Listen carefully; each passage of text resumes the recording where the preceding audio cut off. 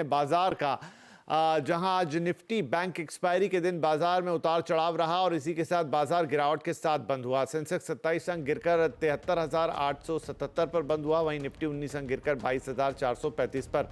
आइए मार्केट का पूरा हाल समझते हैं। हमारे साथ है हमारे सहयोगी यतिन मोता। तो यतिन, इन दिनों बाजार की ऐसी कोई खास दिशा तय नहीं है कि फाइनली वो सेटल कहाँ होगा, थोड़ा अनिश्चित सा दिन आज भी रहा। बिल्कुल। और देखिए विपिन जी, सबसे पहले अगर हम बाजार के सेटअप की बात करें तो ग्लोबली हमने देखा है कि वैश्विक बाजार थोड़े बहुत प्रेशर के साथ ट्रेड कर रहे हैं। तो ग्लोबल मंदी के लक्षण के बाद हमने थोड़ा बहुत ओपन वीक किया था। हालांकि इंट्राडे में अच्छी खासी रिकवरी बाजार ने देखी थी। आज ऑब्वियसली निफ्टी बैंक की एक्सपायरी थी तो फोकस में बैंक्स ही रहे। हालांकि पीएसयू बैंक ने काफ़ी अच्छी तरीके से आउट परफॉर्म किया। पीएनबी, एसबीआई जैसे काउंटर्स में अच्छी खासी नीचे के लेवल से तेज़ी आपको आती हुई नज़र पड़ी। और अगर हम बात करें आज के सेक्टर्स की तो क्लियरली निफ्टी पीएसयू बैंक आज का टॉप गेनिंग सेक्टर था। लगभग 2% का इजाफा यहाँ देखने को मिला। आईटी और मीडिया स्टॉक्स में भी खरीदारी देखने को मिली। ऑब्वियसली मेटल शेयर्स खास करके जो नॉन मेटल फेरस है, यहाँ आपने थोड़ा बहुत ट्रेडिंग एक्शन देखा तेजी की तरफ। तो ओवरऑल बाजार का जो एडवांस लिक्विडिटी रेशियो था वो भी हेल्दी था और मार्केट का सेटअप भी हेल्दी था।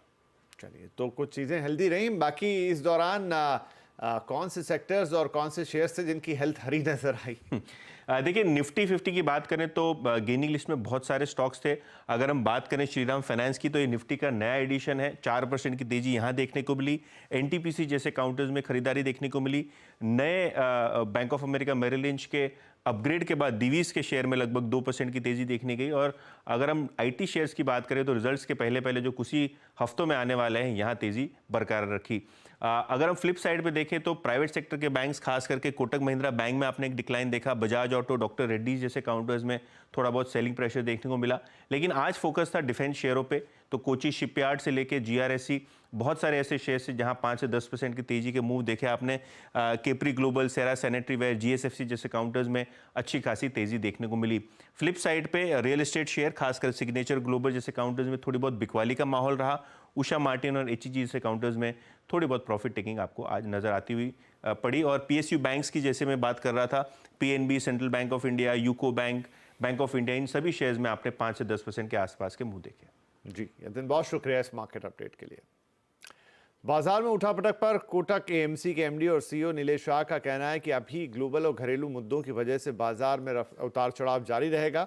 उनके मुताबिक निवेशक manufacturing, cement, infra, realty theme में पैसा लगा सकते हैं।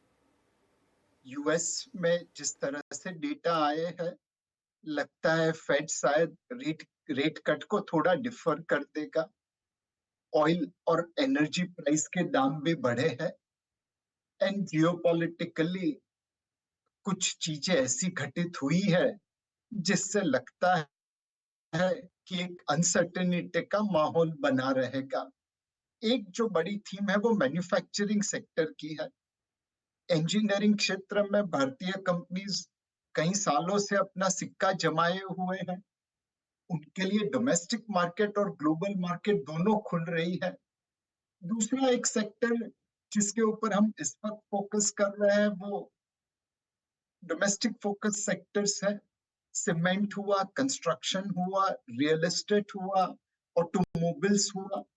यहाँ पे मुझे लगता है कि आप निवेश कर सकते हैं और